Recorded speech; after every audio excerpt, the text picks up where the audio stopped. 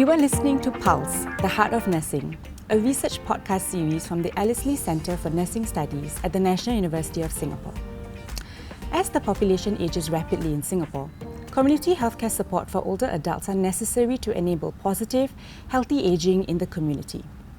Presently, an emerging cohort of programs are poised to assume a central role within the spectrum of existing mainstream community services. These initiatives collectively aim to foster enhanced self-management capabilities and the overall well-being of older adults aged 60 and above. Here with us today is Asst Prof Vivien Wu from the Asst Center for Nursing Studies at the National University of Singapore. Asst Prof Wu is an academic and a registered nurse with more than 2 decades of work experience in both clinical and educational institutions. Dr. Wu's research interests are focused on chronic disease management for older adults and caregivers, as well as the promotion of healthy aging in the community through intergenerational programs. Today, Vivien will provide further insights into the ongoing community initiatives, as well as those that are currently in development. I am Hadassah Joann Ramachandran, a PhD candidate and your host for this podcast. Hello Vivien, it is nice to have you with us in the studio today. Thank you for having me too. It is a pleasure to be here. So, Vivien, tell us a little bit more about yourself. Hello, I'm Dr. Vivien Wu, an assistant professor at Asst Center for Nursing Studies. I'm an academic and a registered nurse with more than 2 decades of work experience in clinical and educational institutions. My research focuses on chronic disease management for older adults and caregivers with the use of technology and promotion of healthy aging in the community through intergenerational programs. Thanks, Vivien. You mentioned the focus on chronic disease management and healthy aging in older adults and their caregivers. How and why did you decide to focus on this area in your research?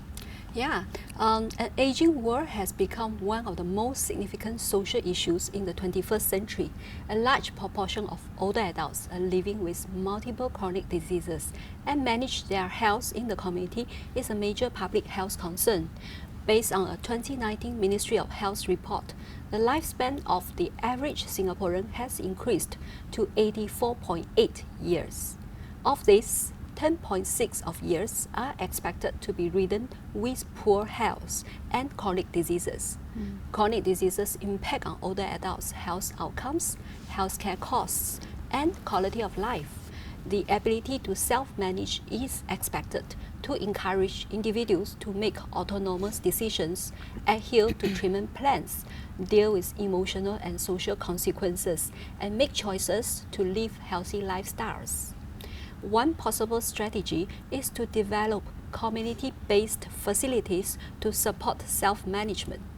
To achieve this shift in the healthcare services landscape, it is important to empower nurses as they are the ideal candidates to support older adults in effective self-management while promoting healthy aging in the community. Thanks, Vivien. And so with patients self-managing their conditions, what then becomes the role of the nurse? Well, nurses play important roles in empowering community-dwelling older adults, educating and advocating health, providing care, emotional and nutritional support to them, while strengthening healthcare services in the community. Currently, tertiary hospitals have set up community health posts in collaboration with community partners, which are strategically located in the active aging centers in the neighborhood across Singapore to enable elderly with multiple chronic diseases to receive care closer to their homes. The posts are led by registered nurses trained in specialties such as chronic disease management, geriatrics, oncology, or palliative care. What has been achieved so far, in terms of the community healthy aging programs? What sort of issues do they look into? Frailty is common among older adults, which may result in physiological vulnerabilities such as an increased risk of falls and functional decline. Furthermore, age-associated cognitive decline may eventually progress into geriatric cognitive disorders such as dementia. Cognitive impairment negatively impacts on older adults' emotional, physical, and social well-being, as well as decrease their quality of life. By screening older adults who are at risk of frailty and cognitive impairment, we can identify their conditions early, mitigate any further deterioration of health, as well as provide targeted intervention early for these older adults through community programs. Thanks, Dr. Vivien. You mentioned the provision of targeted interventions. Could you give us, an example of one such targeted intervention for older adults in our community? Sure. Lifestyle interventions that include exercise have demonstrated the greatest effectiveness in preventing chronic diseases with the least side effects. Although exercise interventions still need to overcome many barriers, such as the lack of motivation, efficiency, and fatigue. Understanding the physiological and molecular mechanisms behind the movement can develop efficient and effective applications of exercise to establish healthy longevity, while providing physiological evidence to convince individuals to continue exercising as a lifestyle. Now, we've covered the physical aspects of aging through lifestyle interventions such as preventing frailty and getting adequate exercise. How else can healthy aging be self-managed, since people will be expected to monitor themselves? Yeah, we know that technology is increasingly used in healthcare, and e-health solutions can significantly increase health literacy and empower patients in managing their chronic conditions. However, many older adults are not technologically savvy despite the rapid increase in internet-based users among the older population. Our researchers have observed that older adults required training and support initially in using the e-health apps on their mobile phones. But after the training, they are more confident in getting online and using the apps. To this end, my team and I at NUS Nursing developed a community-based e-health program, or CEHP in short, in 2020. This was in collaboration with Changi General Hospital Community Health Posts to empower older adults' self-management with their chronic conditions. The CEHP consists of health education, monitoring function, and an alert and advisory system for older adults to manage their chronic conditions. The CEHP includes face-to-face and e-health sessions. Face-to-face session covers health education topics such as diet, exercise, brain health, which are available in Care for Senior app. Care for Senior has unique features including a health library, daily care, exercise, quizzes, interactive videos, and administrative platform.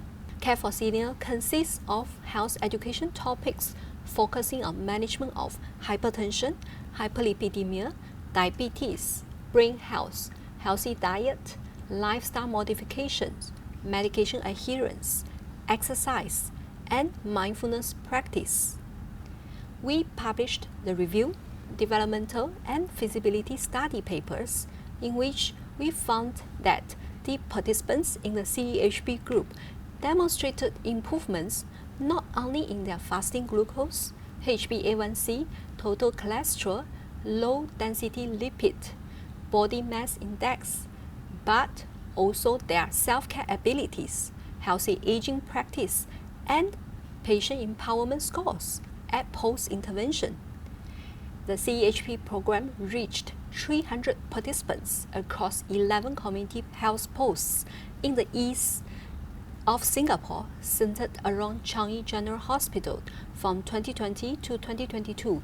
The rigorous process of program development and evaluation provided valid evidence to extend CEHP to a larger scale to encourage self-management, reduce debilitating complications of poorly controlled chronic diseases, promote healthy longevity and social support.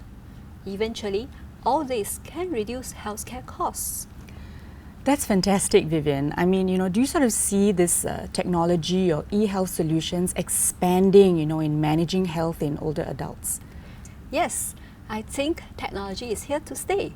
and the current pre-aging population will be even more adaptive at using such e-solutions.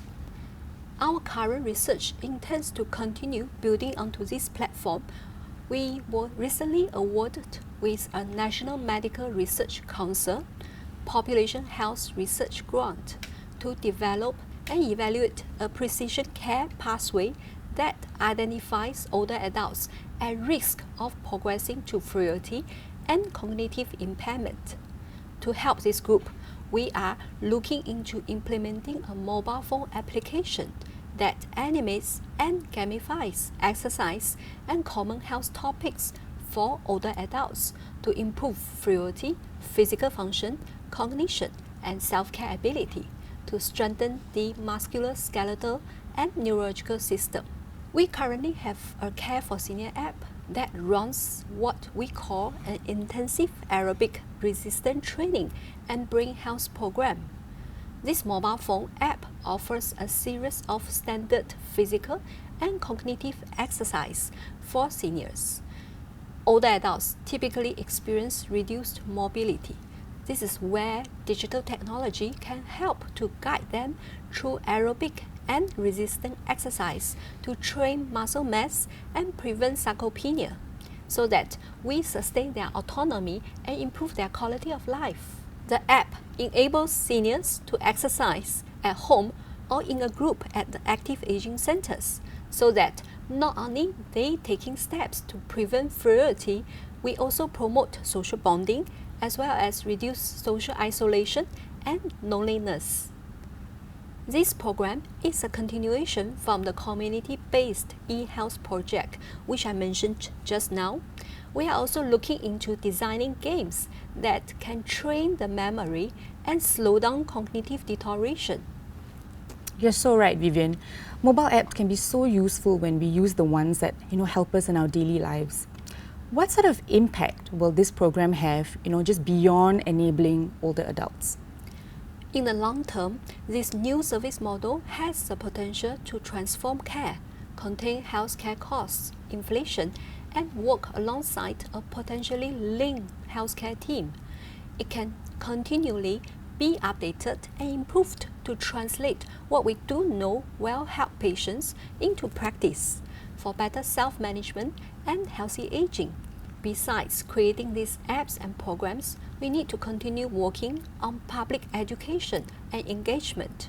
We do this by conducting public talks and workshops to community partners, charities, and work with public sector to promote support for healthy longevity.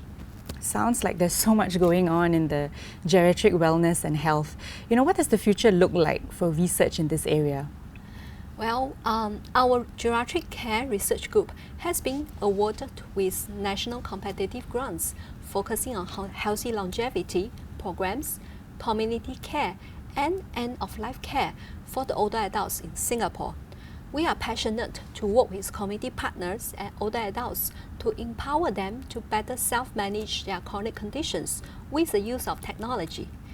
We have conducted both quantitative and qualitative research and systematic reviews to explore the interrelations among physiological, cognitive, and psychosocial outcomes from the perspective of older adults and healthcare professionals. As a research-intensive university, we welcome international and regional collaboration. We look forward to working with collaborators to co-create new knowledge and models of care for the aging population. It looks like the trend towards incorporating self-managed healthcare and technology-driven programs for promoting positive and healthy aging is set to become a mainstream sort of option in time to come. This definitely has been an enlightening discussion on the foreseeable future of technology in healthcare and self-management. Thank you, Dr. Vivien Wu, for the insights and for joining us here today. Thanks for the invitation. It is really an enjoyable session of sharing and learning. You've been listening to a podcast on mind, body and tech, self-managing health and aging, part of Pulse, the Heart of Nursing, a podcast series on research at the Asst Center for Nursing Studies at the National University of Singapore. With us in the studio was Assistant Professor Vivien Wu, speaking with us on geriatric care and wellness. I am Hadassah Joann Ramachandran. Thank you until the next podcast.